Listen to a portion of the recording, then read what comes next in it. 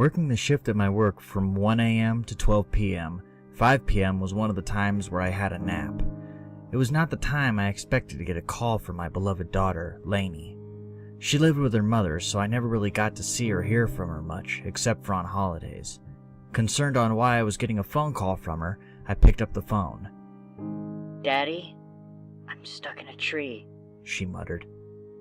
I could hear the fear in her voice, and was quite concerned on if this was a sick prank from her or what. She always had a sick sense of humor, so I honestly couldn't tell. "How'd you get stuck in a tree?" I asked demandingly, still a little angry as to why she wouldn't just call her mother, who probably is up and awake right now. It was raining quite harsh outside, so I thought I should probably hurry. I grabbed my umbrella and headed to my car, still on the phone with her, and she wasn't saying much, but I could still hear her breathing into the phone. I'd assumed she'd hang up soon, as she never really did like talking over the phone. Just one of the many traits of her, I guess. Would love to know how she got in the tree in the first place. But I was more intent on getting her out of it.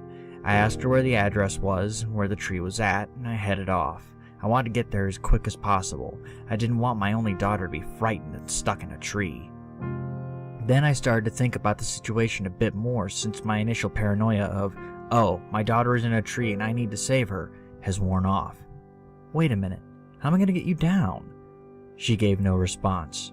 Her breathing began to get slower, quieter. I was starting to fear that she'd fallen out of the tree. She was not responding. Her slow but realizable breathing made me reassured that she was okay. I still wanted to hear her voice again just to be sure. Any fucking creep could have put her in that tree and shot her or something. And breathing into the phone. I pushed my foot down on the gas pedal, almost passing the speed limit. "Lainey, please, answer me," I said, worry coming from my voice. "Should I call the fire department?" Still, no response. I wanted to call 911, but I couldn't hang up on her. I couldn't. I finally arrived at the address. Fear, disgust, and shock filling my brain. I feel water flowing down my cheeks, but it's not just the rain.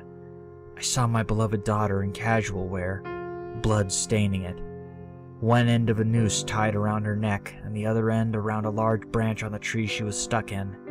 I cried, and I just couldn't stop. I dropped to my knees and I started pounding against the floor. Why my daughter? Why would she commit suicide if that was even the case? Could someone have killed her? I closed my eyes for a minute or so, try to block the tears. I flip open my cell phone, eager to call her mother and the police. I hear a faint whisper from the cell phone, the answer I had long awaited.